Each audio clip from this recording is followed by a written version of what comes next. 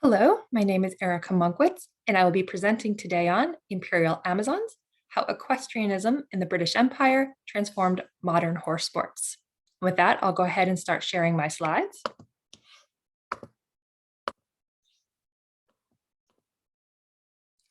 Today, when we think about horse sports, we think about the men and women who ride against each other and compete in the same fashion. This was not always the case. In fact, until the last century or so, women rode side saddle rather than astride like men. When looking for the transition from riding aside or side saddle to riding astride or cross saddle, many point to the First World War. However, this is wrong.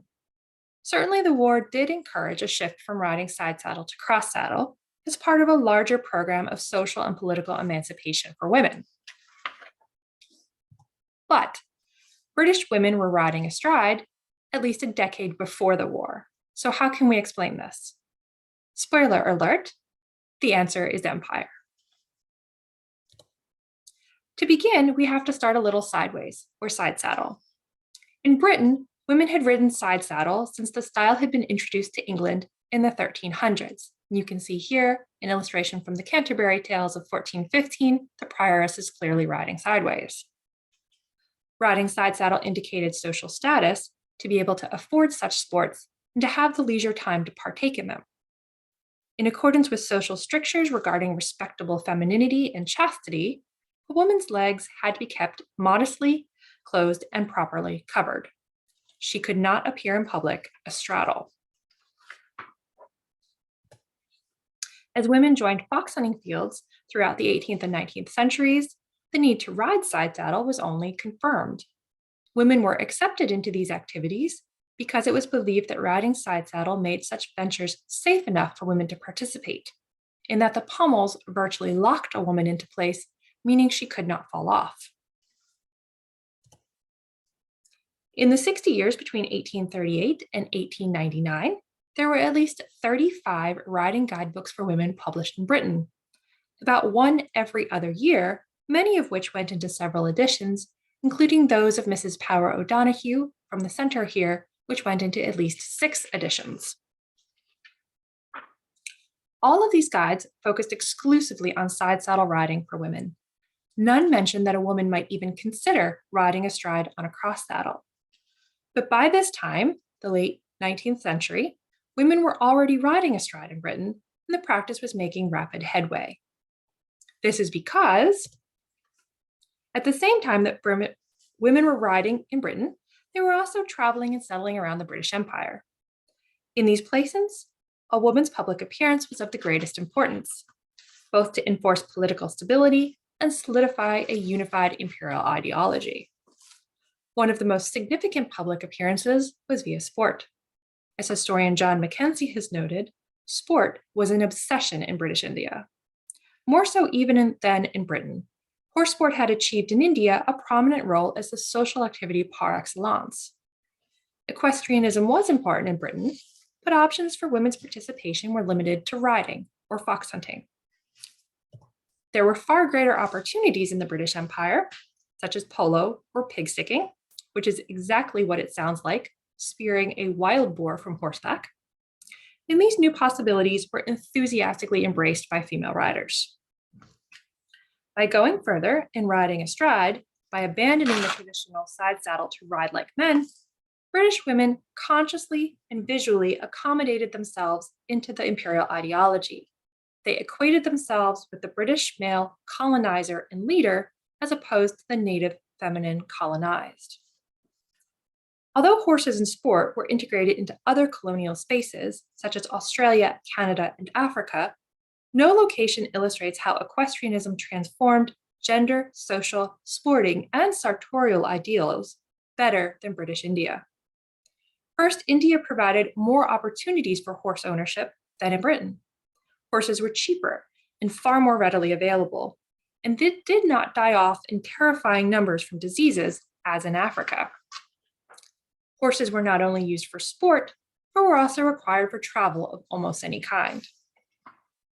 First, given the tiny, narrow native horses upon which large side saddles would not fit, as well as the rough terrain, many women in India realized the only practical option was to ride like men. The last thing a woman ought to have ridden on was a side saddle, wrote traveler Isabel Savory. The women who did so were celebrated not only for their ingenuity, but for their skill, strength, and especially important, their authority and power. And you can see in this illustration, while one woman is clearly riding side saddle, it is uncertain whether the other woman is actually riding astride. Second, female presence was almost mandatory in equestrian sports as part of showing a unified British ruling class. Women were needed to make a public statement about the unified power of the imperial project, and therefore they were able to participate in new horse sports such as polo, pig sticking, steeplechasing, and paper chasing. In this way, women had to appear as equals to their British husbands, superior to the male natives despite being female.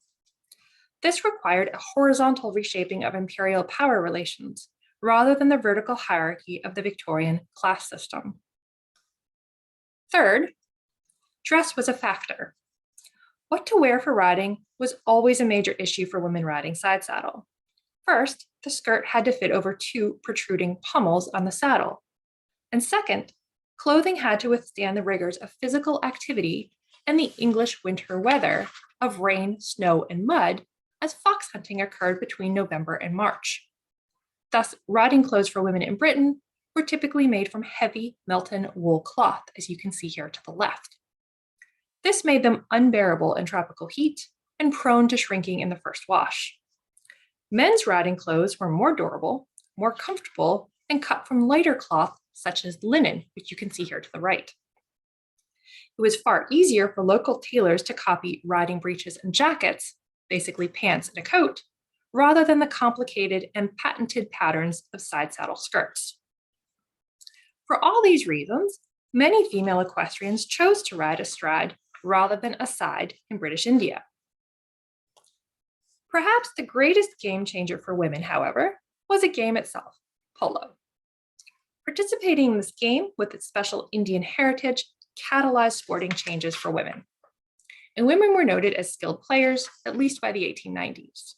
But, as one equestrian noted, playing polo aside is practically impossible, since the rider cannot do much twisting around in her saddle.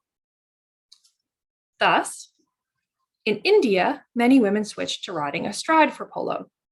It was common practice for British wives to train and condition polo ponies for their husbands, who did not have the time to do so themselves given the constraints of their imperial roles, but for whom competition in military polo matches was a top priority. Women pitched in, but they could not train ponies side saddle, and therefore for both travel and sport, women consciously chose the clothing and the saddle to ride astride. The benefits of riding astride in the British Empire were so great that many women encouraged that the style be adopted at home in Britain, at least by the 1890s. One of these figures was Mrs. Stuart Menzies, who wrote Women in the Hunting Field in 1913. Based on her experiences riding in India, she encouraged women to ride astride in Britain. So too did the first female polo star, Noella Whiting, who had played polo in Burma and returned to lead hounds in Britain. This imperial influence is illustrated in the publication of pre-war riding manuals. By the early 1900s, riding manuals were being written for both sexes as directions for cross-saddle riding, now the preferred style of riding for women, were equally applicable to both men and women. As Major Noel Birch wrote, who had imperial experience himself, his book would prove useful to the lady who wished to ride astride. In fact, the cross-saddle style was so popularly accepted that the first decade of the 20th century actually witnessed fewer equestrian books for women than normal. Excluding Menzies' work, between 1907 and 1932, there were no entirely new riding guidebooks published for women in Britain. This was likely because women seeking any information on riding astride could turn to a general book on horsemanship, whereas women who wanted to ride side saddle could turn to a perennial favorite from the Victorian era. Such sporting and sartorial advances were very appealing to women riding in Britain. Imperial sports were brought back to Britain, encouraging the continuation of riding astride. Polo, gymkhana games, and even pig sticking. The pig, however, became a balloon rather than a live animal. As more women became interested in competing in horse shows and to be competitive in jumping competitions, they realized they needed to ride astride to be competitive for cash prizes. Women were also increasingly taking over new duties for fox hunting, such as becoming masters of hounds. Only riding astride allowed them to complete these duties fully.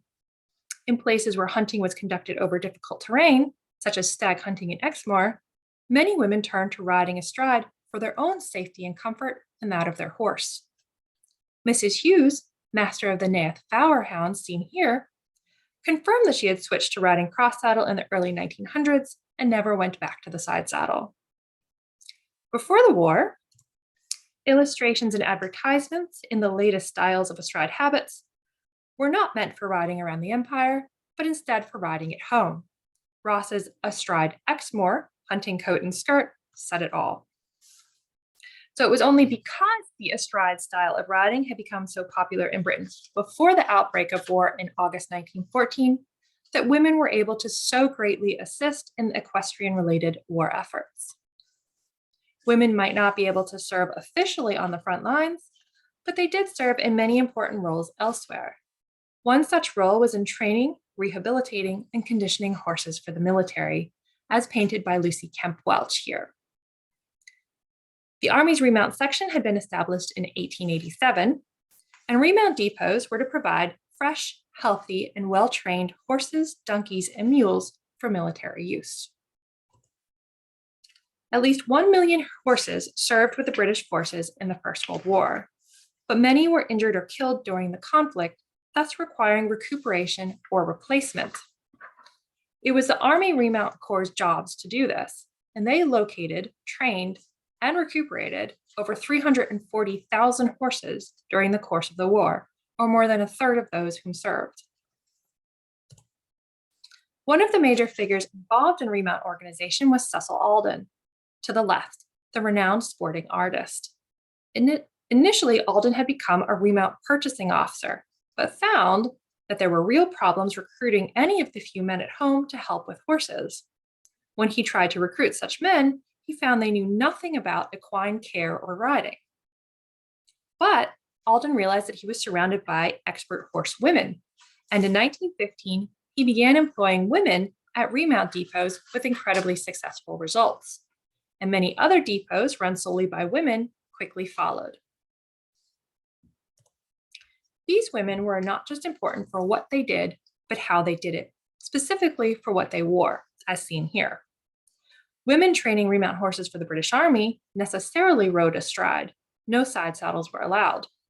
This meant that women had to wear the breeches, if not yet crash helmets. Colonial habits provided the perfect template, and experienced habit makers like Montague Smythe turned to making garments for use at home. As he wrote in his advertisement, with his long experience in making ride astride clothes for the colonial woman, he is naturally just the man to know what the remount trainer needs.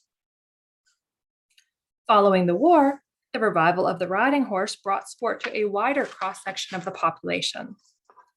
Riding cross saddle was less expensive than riding side saddle, especially in terms of the saddle, dress, and horse required, which boosted participation for non-elite women and brought horse sports to a much wider audience. To the surprise of many, even Queen Elizabeth II grew up riding astride exclusively until she was taught to ride side saddle for ceremonial duties aged 21. This culminated in her appearance alongside her father, King George VI, in the Trooping the Color in 1947.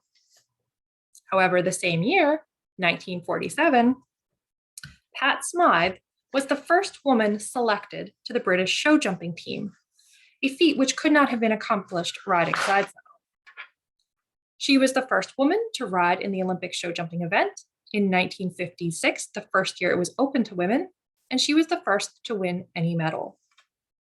Today, equestrianism is one of the few sports and the only Olympic discipline where men and women compete against each other on equal terms. Most sports separate the sexes in competition, but for riding, it has been the other way around. And this gender equality traces its roots to the momentous shifts in women's riding at the turn of the century, when British women chose, both at home and around the empire, to ride the stride. Thank you very much for your attention today. If you have any questions, I encourage you to contact me or to pick up a copy of my book, where all will be made clear. I hope you've enjoyed this presentation, and I hope you enjoy the rest of this conference. Thank you very much.